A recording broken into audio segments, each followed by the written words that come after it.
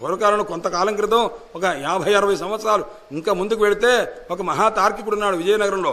ఆయన ఒక టీచర్గా పనిచేసి రిటైర్ అయిపోయిన తర్వాత ఆయనకి ఎవరన్నా పండితుడికి ఆయన బట్టలు పెడుతుంటే ఆయన విజయనగరంలో ఒక వాకిట్లో కూర్చొని ఎవరన్నా వచ్చారనుకోండి, ఇట్రా నాయన అని పిలిచేవాట. ఆయన దగ్గర 3 పంచెల కంటే 4వ పంచె ఉంటే ఒప్పుకునేవాడు కదా ఆయన.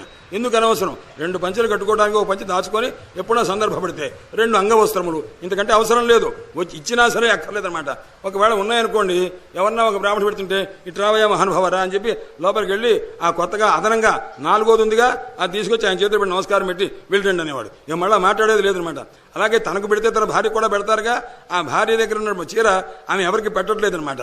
ఆయన ఏం చేశాడంటే ఎవరో ఒక ముత్తైదు పెడుతుంటే, అమ్మ ఇట్రా అమ్మ మా ఆవిడ మీకు ఏదో చీర పెడదామని అనుకుంది అని చెప్పి ఆయన వాకిట్లోనే కూర్చొని, ఏమేవు ఆవిడ వచ్చారు, ఆమెకు చీర పెడదాం అనుకున్నావుగా తీసుకొచ్చి ఇవ్వు అన్నారు. పాప అప్పట్లో మహాతల్లి కాబట్టి భర్త నాడని నోరు మూసుకొని మళ్ళీ ఆ చీర ఇచ్చేదన్నమాట.